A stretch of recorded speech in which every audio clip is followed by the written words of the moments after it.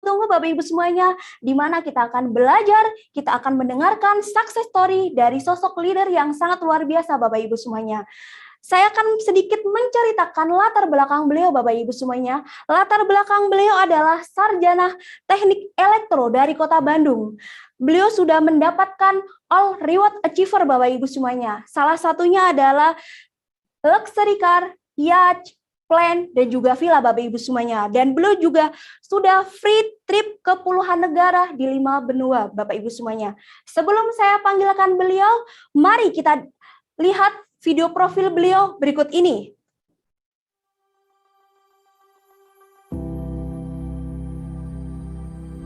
Saat ini, saya dan keluarga memperoleh banyak sekali keberkahan. Saya bisa hidup seimbang, punya waktu untuk bangun bisnis, tetap punya banyak waktu untuk keluarga, dan juga waktu untuk ibadah. Saya sudah mendapatkan kebebasan finansial, sudah mempunyai aset yang terus menghasilkan sangat besar, walaupun tidak bekerja lagi. Saya juga mendapatkan kebebasan waktu, saya bisa berlibur ataupun bekerja kapanpun saya mau, dan saya juga mendapatkan kebebasan pikiran. Semua ini berkat keputusan yang saya ambil belasan tahun silam untuk serius menjalankan bisnis Tiansi. Saya kuliah di jurusan Teknik Elektro ITB, Institut Teknologi Bandung. Di tahun keempat, memasuki tahun keempat kuliah, saya diperkenalkan bisnis Tians oleh sponsor saya yang juga teman kuliah di ITB. Saat itu, saya memulai, kemudian akhirnya memutuskan serius, dan hanya dalam tempo sekitar 14 bulan, saya sudah mempunyai penghasilan pasif income puluhan juta per bulan. Setahun kemudian, saya mendapatkan reward mobil BMW gratis dari bisnis ini. Dan hanya dalam 6 tahun sejak saya pertama memulai, saya sudah mendapatkan semua reward dari Tians, cash reward BMW, kapal, pesawat, dan villa yang total nilainya mencapai lebih dari 2,5 miliar. Saya sekarang tinggal di sebuah rumah mewah yang sangat nyaman. Selain itu saya juga memiliki lebih dari 1 lusin properti, rumah, apartemen, kafling, kondo, dan lain-lain. Saya juga sudah memiliki mobil mewah, 4 kali membeli BMW, salah satunya gratis dari Tiansi, 3 kali membeli Jaguar, ada Mercy Coupe Sport juga, kemudian Range Rover, dan mobil-mobil lainnya.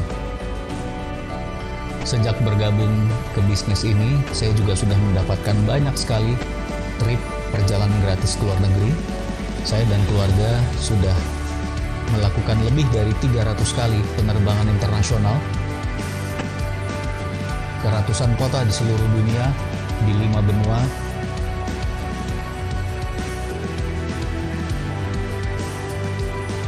Kami juga sudah melakukan umroh, haji, sekeluarga bersama orang tua.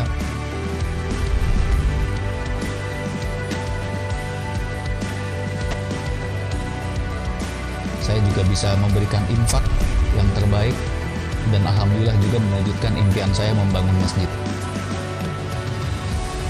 Alhamdulillah, keputusan saya dulu untuk memulai, kemudian serius menjalankan usaha ini, dan tetap konsisten istiqomah telah menjadi jalan untuk saya mewujudkan semua impian-impian saya.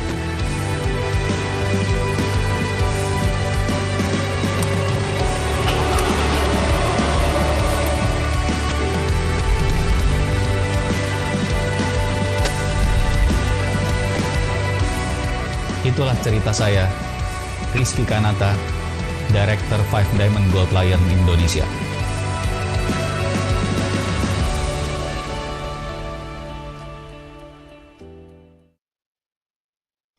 Oke Bapak Ibu semuanya, mari kita dengarkan success sharing dari Director 5 Diamond Gold Lion. Mari kita sambut Bapak Rizky Kanata. Waktu dan tempat kami persilakan.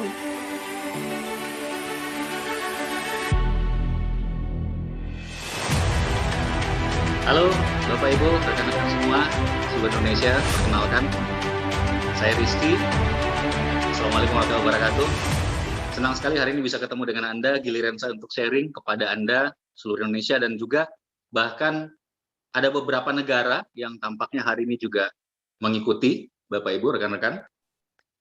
Mungkin ada dari rekan-rekan kita dari Hong Kong, kemudian dari orang-orang Filipina juga, distributor Filipina, dari Malaysia juga, dari Taiwan. Jadi mungkin ke depannya nanti akan ada beberapa kalimat yang saya akan translate ke bahasa Inggris. Nah, kita langsung mulai ya Bapak Ibu ya. Jadi saya sudah 19 tahun lebih di bisnis ini. Saya mulai Juli 2002 waktu itu, Bapak Ibu rekan-rekan. Dan kalau saya ditanya gimana hasilnya, gimana Pak hasilnya nih? Saya akan bilang bahwa luar biasa. Kami seperti hidup dalam keajaiban Bapak Ibu. We are like living in miracle. Karena sudah sekitar 12-13 tahun yang lalu, sejak 12 or 13 years ago, we have been living in miracle. We have an income about hundreds of millions rupiah per month, and we can go traveling all over the world. Tens of countries, hundreds of cities. Kita bisa traveling sekeluarga ke puluhan negara di seluruh dunia, ratusan kota di seluruh dunia. Kita bisa berikan pendidikan yang terbaik buat anak. We can give the best education for our children. We can buy cars, mobil-mobil yang mewah, luxury cars, even sports cars, and we can invest in many properties, properti berupa rumah, apartemen, kondominium. Kita udah punya saat ini, kalau saya nggak salah sudah lebih dari 1 lusin, alhamdulillah sekali. Luar biasa Bapak Ibu. Dan yang paling luar biasa sebetulnya adalah satu hal, yaitu kebebasan uang, kebebasan waktu, dan kebebasan pikirannya. Kita bisa pilih kapan kita mau pergi liburan, kapan kita lagi mau kerja.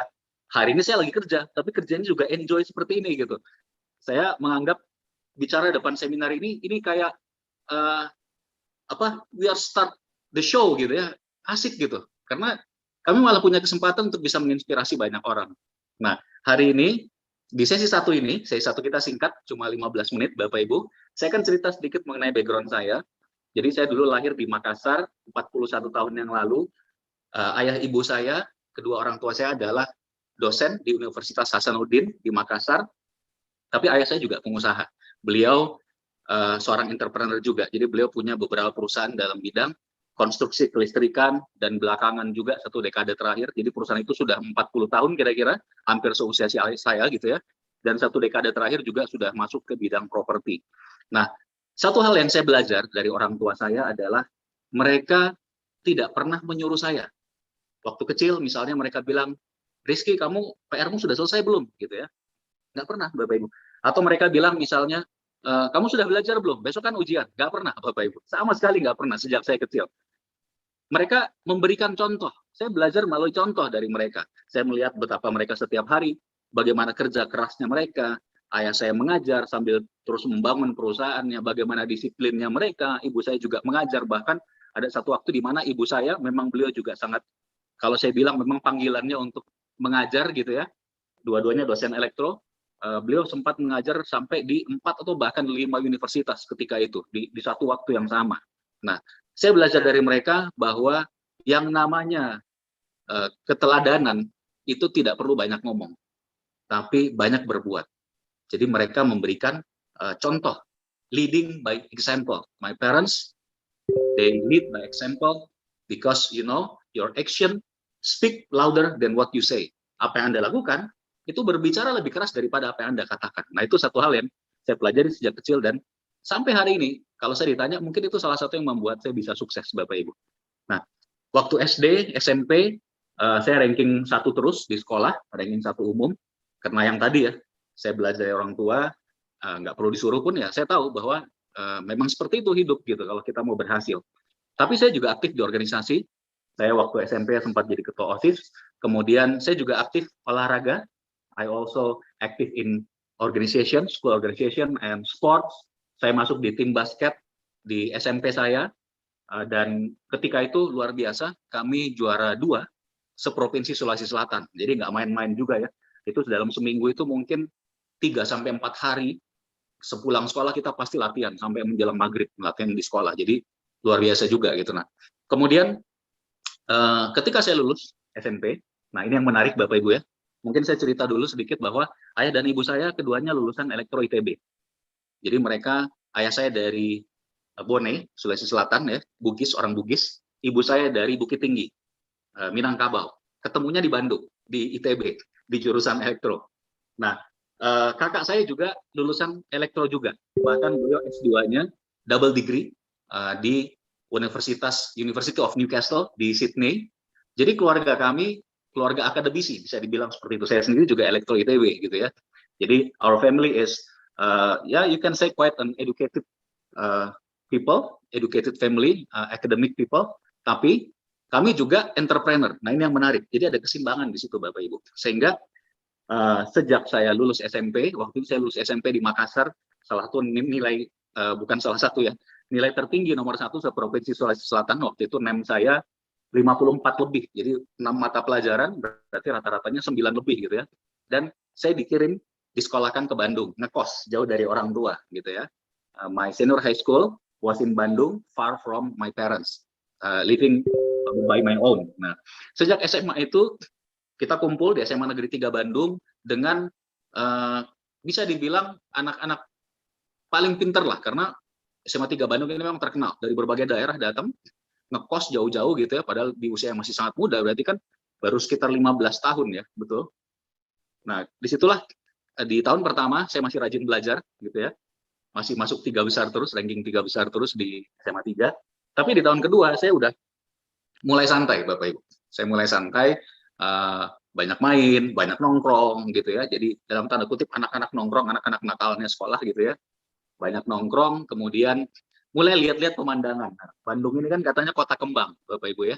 Jadi kembangnya banyak gitu ya. Nah, saya juga udah waktu kelas 2 tuh, wah ternyata di Bandung ini banyak yang menarik ini. Teman-teman ceweknya gitu ya. Dan akhirnya saya tertarik ke salah seorang di antara mereka, tapi beda kelas. Gitu ya, saya tiap hari liatin gitu ya, tapi ya dia nggak pernah lihat saya.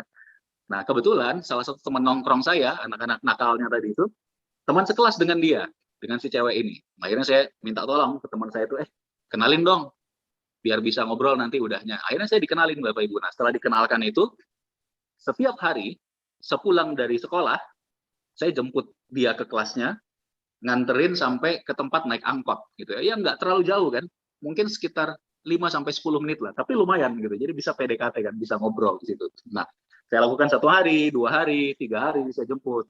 Dan saya mulai bingung nih, ini langkah selanjutnya apa gitu ya. Karena kan nggak punya pengalaman. Nah, katanya kalau kita mau sukses, kita belajar dari siapa?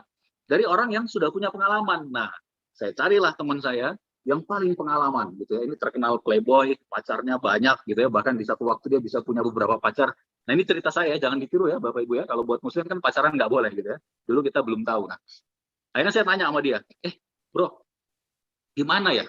Langkah selanjutnya apa? Teman saya bilang, si ahlinya ini kan, dia bilang, oh gini Ki, selanjutnya ya lu nyatain. Kalau lu nggak nyatain ya gini-gini terus, nggak ada perkembangan. Nah, tapi dia lanjutkan, dia bilang, tapi lu harus tahu ada 2 tipe cewek.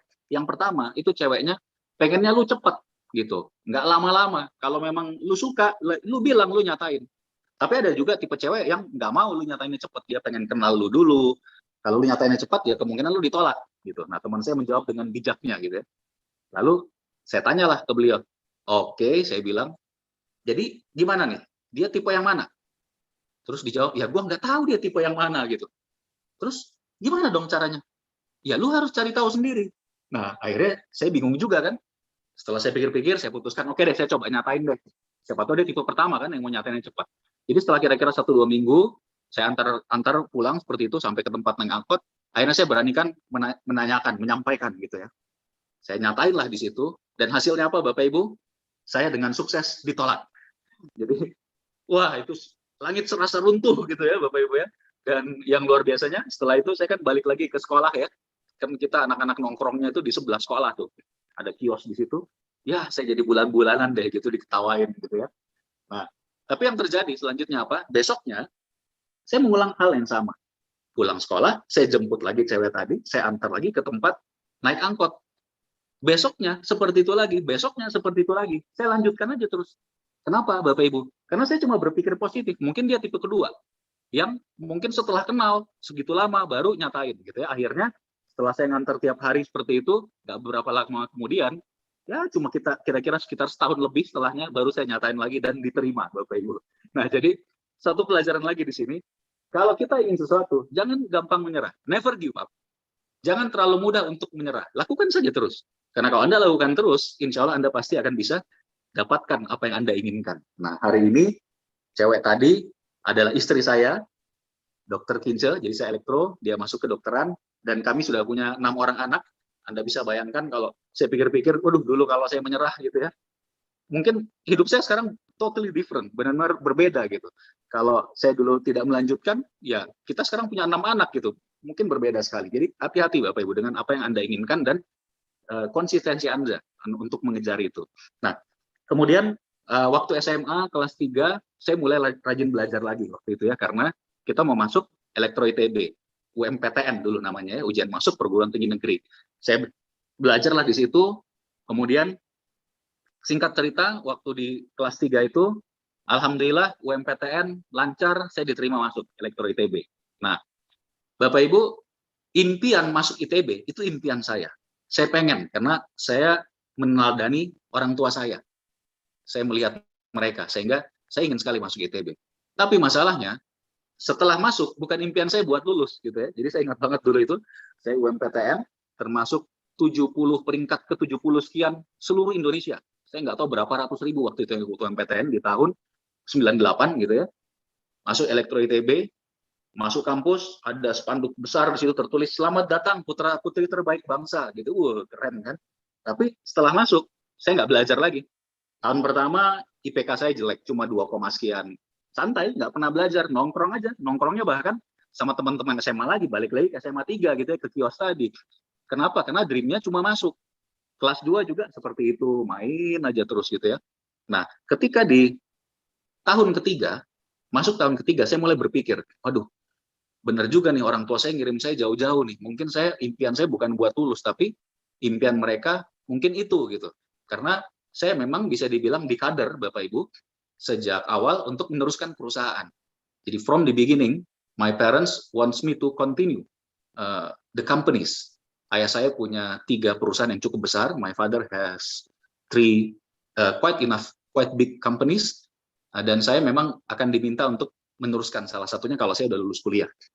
Nah, jadi disitulah saya mulai belajar lagi yang rajin. Pas di tingkat 3, tahun ketiga, nilai-nilai mulai membaik. Nah, di akhir tahun ketiga, pada saat ujian akhir naik ke tingkat 4, di situ datanglah seorang teman. Nah, dan teman ini luar biasa, sampai hari ini pun beliau adalah teman yang sangat luar biasa buat saya gitu ya, bisa dibilang one of my best friend. Beliau namanya Pak Seno, teman kuliah saya waktu itu. Pak Seno ini beliau bisa dibilang masternya di elektro ITB, salah satu orang yang paling pinter gitu ya, pinter sekali. Tiba-tiba beliau nelfon saya di kosan, kita belum punya handphone waktu itu. Ki, lu lagi di kosan? Ya pertanyaan bodoh ya, nelfon ke kosan gitu ya. Iya, nggak akan keluar nanti sore gue ke sana ya.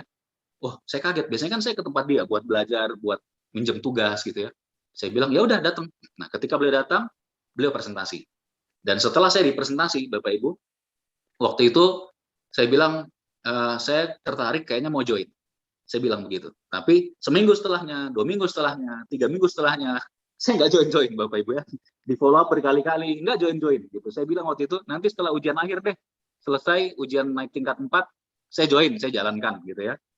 Sebulan, 2 bulan, nggak join-join gitu ya. Nah, akhirnya satu ketika beliau bilang ke saya, udah gini aja, lu datang acara namanya Grand OP, Grand Opportunity Preview. Lihat acara itu, saksikan di situ, lu putusin. Kalau udah lihat acara itu, lu jadi mau join apa enggak. Nggak jadi masalah kok join atau enggak. Akhirnya saya putuskan datang, saya datang terlambat. Waktu itu karena Grand OP yang hadir banyak, ada hampir 1.000 orang, penuh sekali ruangannya, Bapak Ibu ya. Saya datang tuh 10 menit terakhir kira-kira. Akhirnya nggak dengar apa-apa, karena terhalang pandangan, begitu banyak orang berdiri, terus setelah itu bubar, saya nggak ketemu juga dengan Pak Seno. Akhirnya saya pulang, tapi saya mengambil satu kesimpulan di situ, saya cuma berpikir bahwa, wah, banyak ternyata yang menjalankan, berbagai latar belakang, mulai dari orang yang memang kelihatannya pengusaha, karyawan, bahkan mahasiswa, gitu ya. Bahkan saya melihat salah satu adik tingkat saya di Elektro ITB, 1 tahun di bawah kami, itu sudah naik, waktu itu peringkat bintang 6, naik ke panggung, bintang 6 dulu, itu seperti bintang 7 sekarang. Wah, jadi saya kaget gitu ya, wah, kayaknya luar biasa nih bisnis ini. Nah, disitulah saya memutuskan untuk berkomitmen untuk join.